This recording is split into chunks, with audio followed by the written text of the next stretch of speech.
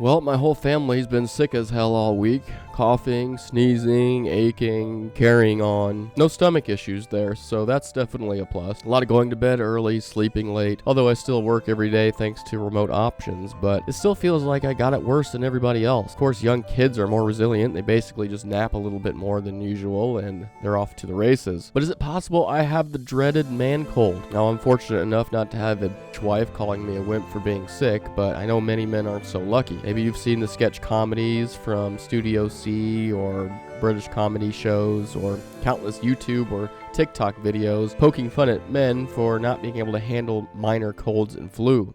I called for you. I said, Laura, you didn't come. So I dialed 999.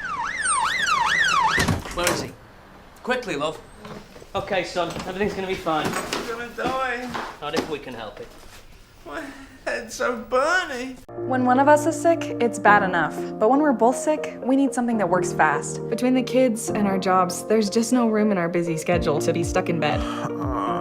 That's why we trust Malkatac's Extra Care to get me back on my feet. It goes above and beyond other. Rich. I think I have it worse. You do not have it worse. We're equally sick. What do you need? Yeah, I know you don't feel good. I don't feel good either. No, I have the same cold that you have. I'm pretty sure you gave me this cold. I can't lay down in bed and pet your back. I have things I have to do. Let me get you some juice.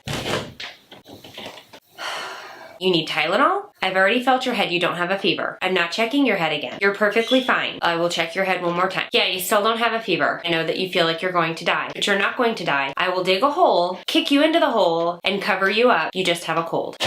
Ugh, what an absolute... I get it's a sketch, but I don't think it's a far fetch from reality. Many men are sadly subjected to this daily. I feel sorry for them. Meanwhile, women, often sick with the same bug, seem to power through. But today we're placing the man cold under a microscope as well as a couple of other sex-based myths. Are men keeping up the same charade from childhood that got them out of school? Or are there real scientific differences in how men and women handle being sick? Thanks for stopping by NPC Overrider, where we challenge mainstream source code to develop independent thought, one user story at a time. Today we're playing Grand Theft Auto 2 on the original PlayStation. Grab some NyQuil and let's check out the latest programming. Okay, myth number 1, the man cold or the man flu. Do men experience sickness differently than women? Or was the man cold just another feminist bludgeon to convince men that they're inferior? Both Oxford and Cambridge dictionaries say men are faking it to get out of daily chores. Quote, a cold or similar minor ailment as experienced by a man who is regarded as exaggerating the severity of the symptom. I can't say I'm terribly surprised to hear that, but according to studies by Canadian physicist Kyle Sue, men may be genetically less equipped to handle colds and other minor ailments. Here's a few study highlights. Number 1, in lab experiments, scientists took nasal cells, which is apparently the first cell that the flu attacks, from men and women, then infected them with the flu virus and added the female hormone estradiol, maybe? For women's cells, the hormone dialed down the immune response, which would reduce headache, fever, and other symptoms. The same did not happen with men. Number 2, looking at real-world data over several years, men were hospitalized for the flu more often than women. Number 3, a large survey asked people how long it took them to bounce back from flu-like sicknesses. On average, men said it was about 3 days, where women said it took them about a day and a half to bounce back. A 2024 New York Times article aligns with Sue's findings, saying men tend to have more severe symptoms when sick. During CV and the 1918 flu pandemic, for example, men had higher rates of hospitalization and death than women. There's also behavioral differences to consider. Men are less likely to adhere to sanitation precautions, such as washing hands. They tend to smoke and drink more and overall eat garbage, and they tend to avoid doctors when sick. Perhaps men stay sick longer because they try to push through, which worsens the symptoms and exacerbates the problem. Take this other British medical journal study from 2008. Women take almost 50% more short-term sick leave than men, but not more long-term leave. Researchers suggested that women are more likely to see a doctor as a precaution, so they feel a sickness coming on, they make an appointment where the man is more likely just to try to push through. I found another interesting take. It's not really based on scientific studies exactly. It's more of a evolutionary theory, which is that men are intentionally designed to suffer more from symptoms, so to get worse headaches, more body aches, more congestion, basically to intentionally keep you off your feet to discourage men from trying to go out with hunting parties or warring parties, because they're in a vulnerable state. So you think you can push through, but then you get on the battlefield and you can't, and you end up screwing your tribe because you tried to push through. So I thought that was interesting. Women, of course, designed as caretakers, are better equipped to push through the cold and flu to take care of those men and children back at camp. Of course, none of this is to suggest that women don't deserve to rest and they don't feel symptoms. Of course they do, but this evidence suggests that men and women respond differently to common colds and flu, and it has nothing to do with one sex being superior over the other. We're just built differently. Okay, that takes us to our next myth here. Myth number 2, women have higher pain tolerance.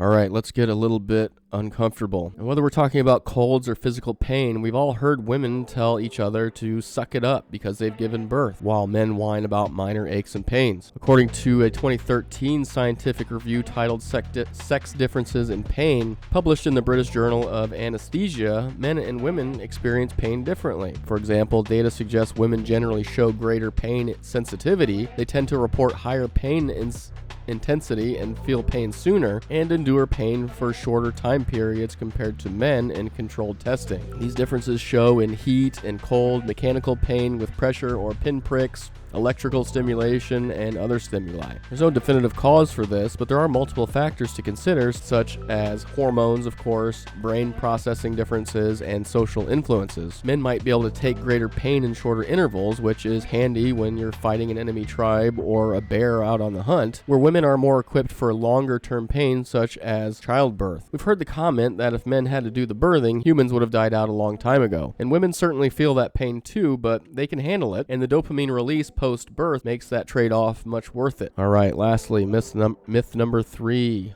Women are more emotional. As a gentleman and a scholar, I'll close us out here with a win for the ladies, even though many of them have been trying to beat us into submission for centuries with the myths that we've talked about today. Now, of course, women get the blame for being overly emotional, whether we're talking about watching a rom-com, talking about feelings, or just getting generally upset or anxious more quickly than men.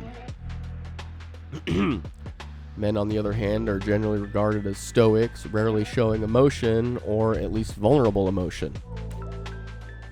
Of course, men are no strangers to a fist fight behind the 24-hour diner after 19 Jaeger bombs. Definitely an example of not controlling emotions, just not in the same way we normally think about it. For example, in a 2021 University of Michigan study that followed 142 people for 75 days, found men's emotional fluctuations were basically the same as women's, regardless of hormones or cycles. I think we know what kind of cycles they're talking about. The difference is how men and women cope and show that emotion. Going back to the tribe, men likely suppressed vulnerable emotions such as fear or sadness to gain faith from others that they were fit to fight and appear as better mates for women. But this might have hurt men in the long run with suppressing feelings, which is perhaps why men have a far higher suicide rate than women. I think whether you're a man or a woman, we could all benefit from better overall emotional management. All right, here's the final patch. We're gonna make it quick because I am about done with this. If you're a man, the next time you feel sick, don't feel bad. We just weren't built to handle it. Some like to keep a running tally on the wins and the losses through the battle of the sexes, but we've just had different roles for a long time. It's only been in extreme recent history that's changed, relatively speaking. So if your wife, sister, girlfriend, or female boss wants to give you a hard time the next time you're feeling sick and you can't come in, just tell them to trust the science. Well, that's going to do it for this version of NPC Overrider. I'm your lead engineer, Greg. All references are available through the release notes, or they will be shortly. If you want to help me save the NPCs, join our dev team and hit the subscribe button, or set the like button to true. Got an idea for a future release? Open up a ticket in the comments section and let's chat. But for now, we're going to grab a hot toddy. Thanks for stopping by. Have a good one.